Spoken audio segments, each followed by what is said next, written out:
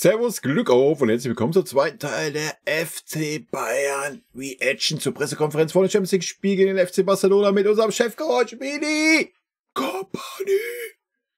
Leute, bevor wir reingehen, wie immer der Hinweis, wenn ihr den Kanal noch nicht abonniert habt, tut das sehr gerne und unterstützt hier einfach, was ich hier so tue. In diesem Sinne, vielen lieben Dank dafür und rein in den Bums. Hoffentlich mit Ton bis zum Ende. Next try.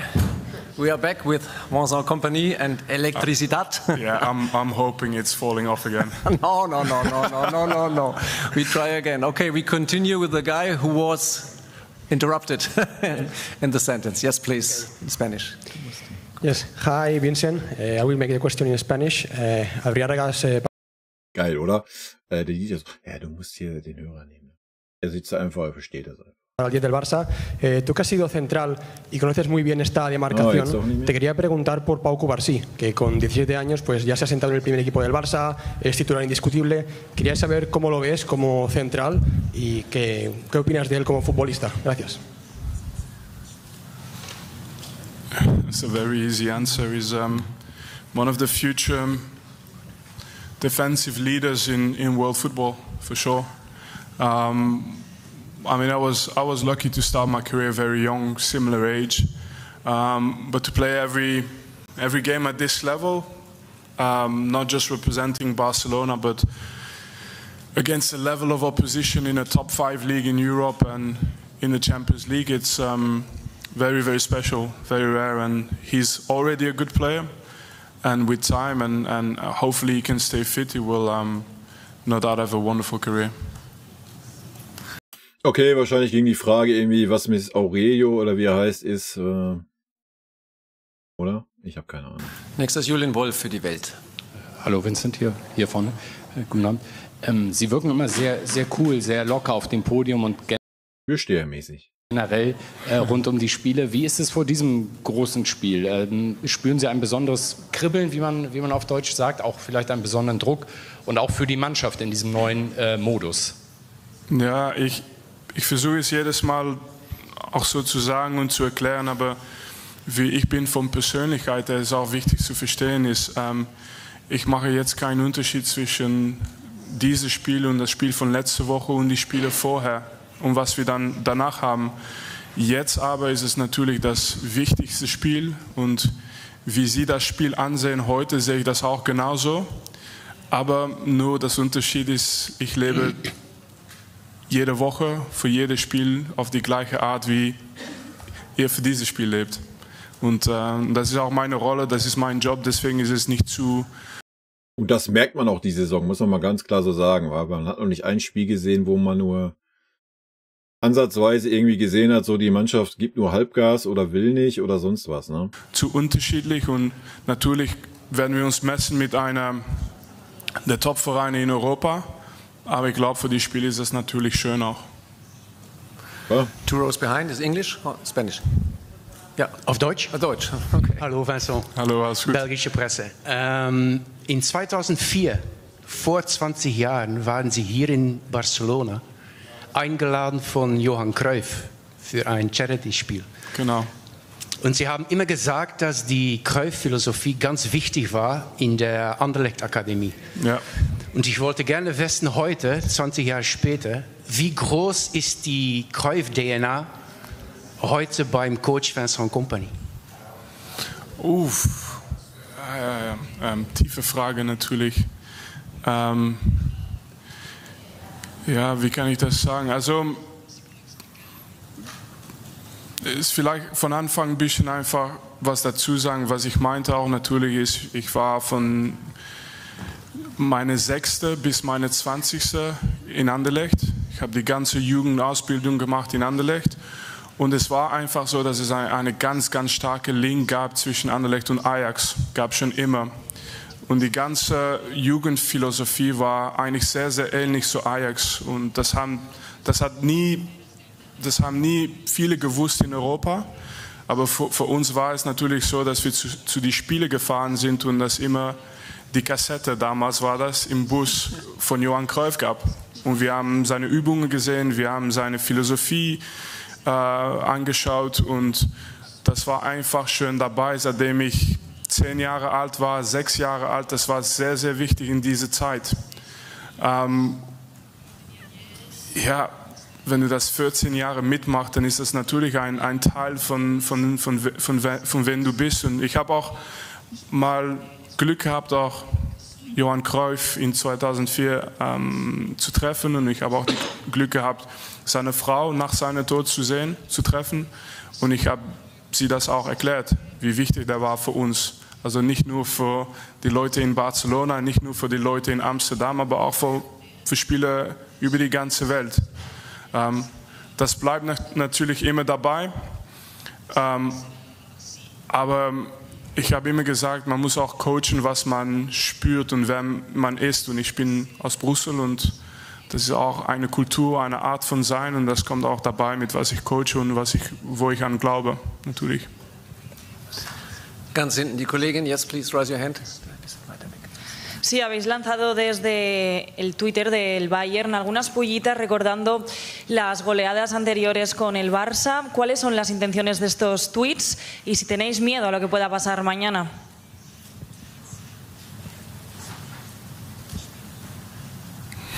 Ich habe es nicht gesehen. Excuse me, what kind of tweets?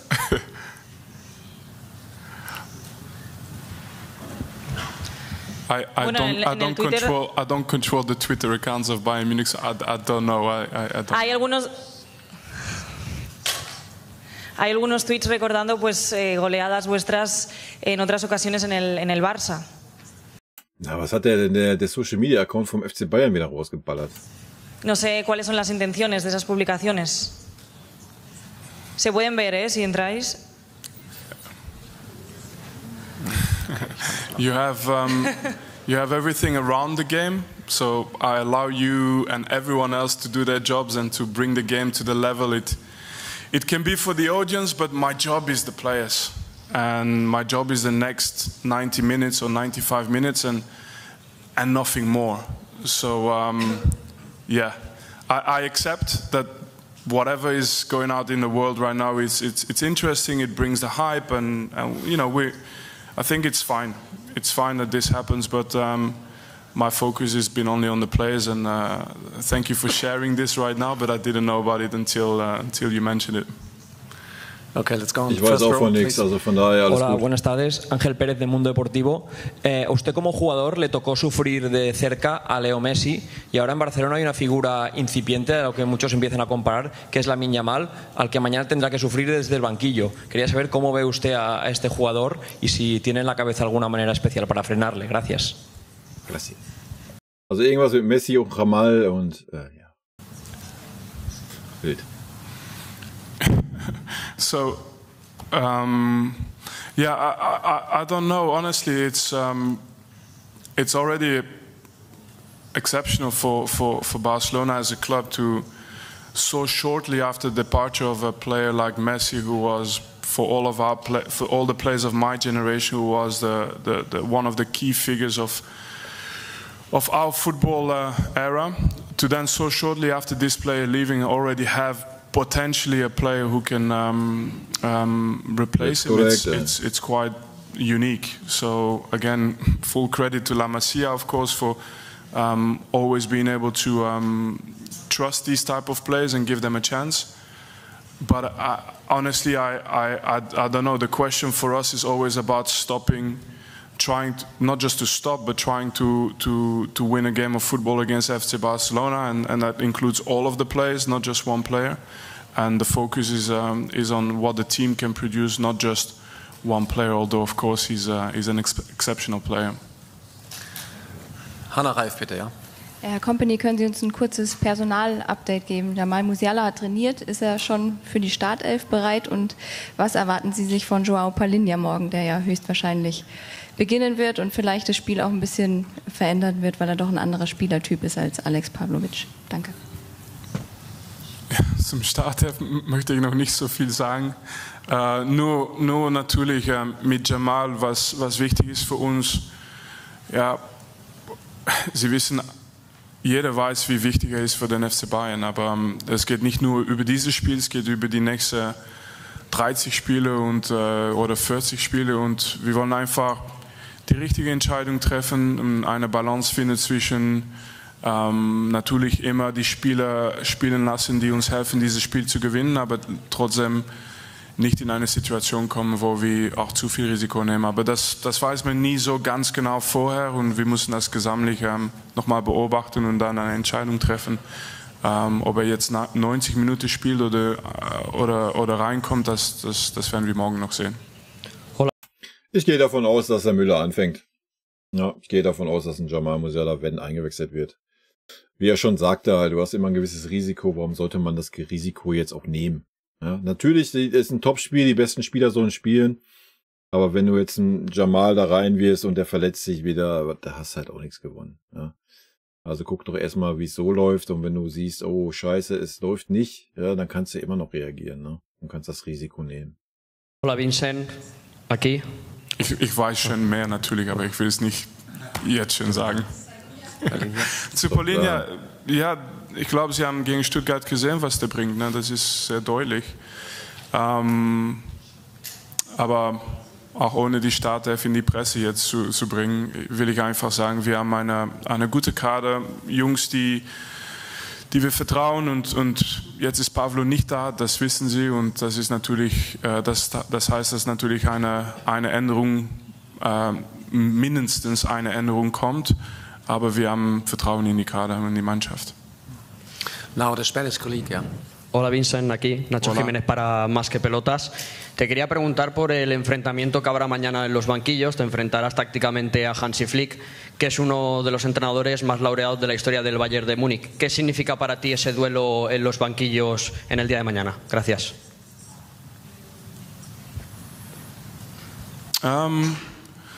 No, I think you have to separate the things. The first thing, or the last thing you mentioned, I think it's relevant. Hansi was not just a coach at Bayern, but he was also a very successful coach, a person that represented the club in a way that is still spoken about today. So he means a lot for Bayern, and I'm sure that this game means a lot for him. But then the duel is between the two teams, the 11 players on the pitch, and the ideas of Hansi are very clear. I hope that our ideas are clear as well, and tomorrow we will have to see which team is able to win this game. So, but in general, I think if you line the game up on paper, yeah, I understand why there's a lot of journalists here today. I would be interested too. Tobias Altscheffel, bitte. Die Frage geht ein bisschen in die Richtung, der Spielstil, den ihr spielt, Ihre Mannschaft spielt und der von Hansi Flick, beides sehr aktiv, offensiv.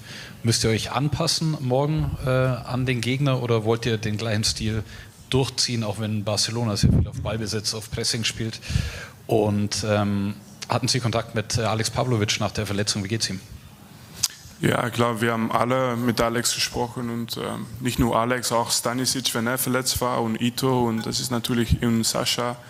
Ist natürlich immer schade, aber wir haben immer Kontakt zu unseren Spielern und wir wissen, dass die Starke zurückkommen, weil wir haben alles zur Verfügung, um die zu helfen, am besten zurückzukommen. Also wir machen uns keine Sorge, aber ich glaube, dass es schon für ihn jetzt aufwärts geht und mental ist er gut drauf.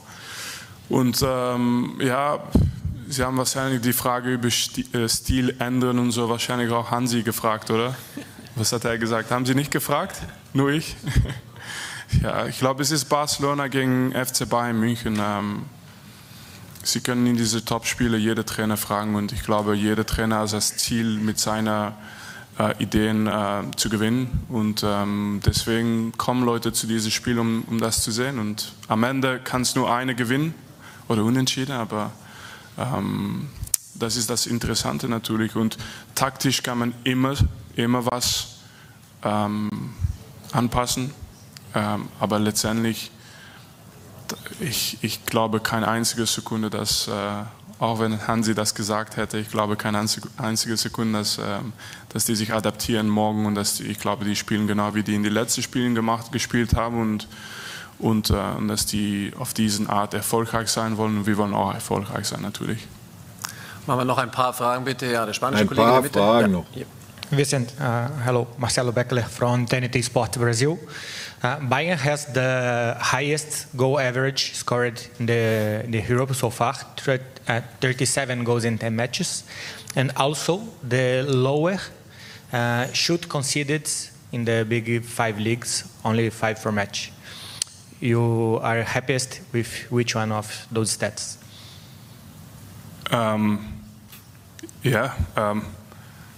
The points, always. But I would say, I think the last 10 games have been this way, how you described it. I think every game has felt like this as well. But tomorrow is a different game against a different team.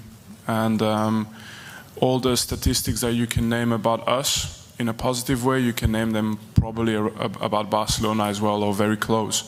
And like I said, that makes this game interesting. But as well, we can't forget in these top games the importance also of just the individuals on the pitch and what they are able to do on match day. I don't think the fans should come to watch the coaches. I think the fans should come to watch the talent on the pitch. That's what I would come to watch anyway. Dann machen wir noch 3 Fragen bitte, Heiko Niederer. Ja, war halt so eine Statistikgeschichte, ne? Von wegen bla, Sülz. Wie er sagte, ja. Am Ende kommt es natürlich auch drauf an. Erstmal sind die Statistiken egal, wenn es dann in das Spiel gegen Barca geht. Übrigens super gutes Standbild, oder? Und natürlich kommt es auf die Charaktere an auf dem Feld, ja. Also, das ist auch ein großer Faktor. Man kann immer viel Statistiken, aber er hat auch gesagt, du kannst auch genau dieselben Statistiken auf der Barca-Seite raussuchen, die sehen dann fast genauso gut aus, ne? Also. Eines der Spiele, über das man immer redet, wenn es Barca gegen Bayern ist, ist das legendäre 8:2 von Bayern in dem Corona-Turnier. Können Sie sich noch erinnern, wo Sie dieses Spiel gesehen haben und was Sie damals gedacht haben? Frag doch erstmal, ob er es überhaupt gesehen hat. Haben, als es dann am Ende 8:2 für Bayern stand? Also Corona wahrscheinlich zu Hause. In Brüssel. Ich war damals in Brüssel. Ja, aber zu Hause, wie jeder. Und ja, ich meine, ich will eigentlich nicht über die Vergangenheit reden. Nur über das Spiel von morgen reden. Ja. Nur das ist wichtig für mich. Und ich verstehe, dass das in dieses drumherum, dass das natürlich alles zu der Dramatik von diesem Spiel bringt. Aber für mich geht es nur über die 90 Minuten morgen. Und die Geschichte von diesem Spiel wird seine eigene Geschichte werden, auf jeden Fall. Zu den 90 Minuten fragt bestimmt Florian Plettenberg für Sky. Ja. Herr Kompanie. Hallo. Vincent, können Sie mal beschreiben, nach welchen Kriterien Sie derzeit Ihre Flügelspieler auswählen? Wer hat da aktuell die Nase vorn? Sprechen Sie mit Sané, wenn er auf der Bank sitzt? Muss man mit Michael Olise vielleicht gar nicht sprechen, weil der immer spielt? Können Sie das nochmal erklären? Und Joshua Kimmich sagt, er findet den neuen Modus in der Champions League sehr spannend. Wie finden Sie ihn? Was ist der Reiz oder die Gefahr bei dem neuen Modus? Danke. Ja, ich spreche mit jedem Spieler, auf jeden Fall. Aber egal, was ich morgen mache, ne? Also wenn ich Kingsley Coman aufstelle morgen, dann fragen sie über Serge. Und wenn ich Serge aufstelle, dann geht es über King. Und wenn ich Olise aufstelle, dann geht es über Leroy. Und wenn ich Leroy aufstelle, geht es über Olise. Deswegen bin ich einfach, versuche immer ehrlich zu sein mit den Spielern, das auch nicht zu kompliziert zu machen. Das braucht nicht immer kompliziert zu sein. Und wir haben alle gesprochen über wie viele Spiele. Sie sprechen über die neue Champions League, das ist natürlich spannend, aber es gibt natürlich eine Menge Spiele extra. Und dann gibt es noch ein WM-Turnier am Ende der Saison und extra Spiele mit der Nationalmannschaft. Und deswegen meine ich, müssen wir nicht in dieses Moment in die Dramatik gehen, wenn einer spielt oder nicht. Wir werden muss man auch nicht, ja. Ich bin da 100% bei ihm. Es ist genauso, wie es gerade ist. Die Leute, die performen, die spielen, ja. Wenn die Leute müde sind und nicht mehr performen, ja, dann müssen die anderen halt da sein. Sind sie dann nicht da, dann spielen sie auch nicht. Ja? Jeden brauchen. Und sie haben 4 Wochen lang oder 5 Wochen lang Frage gestellt, mit allem Respekt, weil ich verstehe, dass ich würde in ihrer Position genau das Gleiche machen, aber wir haben jedes Mal über Palhinha geredet und auf einmal ist es soweit. Und es ist einfach so, das kann für jede Spieler passieren diese Saison. Ich glaube, dass es einfach so sein wird. Es geht nicht anders. Es gibt zu viele Spiele. Vielen Dank, Vinny. Der Strom hat gehalten. Sehen wir uns morgen. Bis dahin. Schade. Ciao. Schade. Hat er richtig Bock auf die PKs. Ja, wie immer super smarte, super sympathische PK. Waren auch ein paar sehr, sehr ordentliche Fragen bei, muss ich sagen. Ein bisschen schade, dass man die Spanische nicht ins Englische übersetzt hat. Dann hätte ich das wenigstens noch verstanden. Aber gut, mein Gott. Wir freuen uns auf das Spiel morgen. Ich hoffe doch, dass ihr euch freut. Ich freue mich auf jeden Fall riesig. Das ist wieder so ein richtiger Kracher. Ich meine, ich habe mich gegen Leverkusen genauso gefreut. Ja? Dachte ich auch, komm, Feuer frei. Da ist es nicht passiert, aber ich glaube auch, wie Vinny es sagt, Barca wird an seinem Stil festhalten, so wie wir an unserem festhalten. Und wenn dem so ist, dann werden wir hoffentlich ein hochklassiges Spiel auf beiden Seiten sehen mit einem besseren Ende für uns. Ne? In diesem Sinne, Leute, rot-weiße Grüße gehen raus, haut rein, bis dann. Tschüssi. Vielen lieben Dank für euren Support hier auf dem Kanal. Und in diesem Sinne, gute Freunde kann niemand trennen.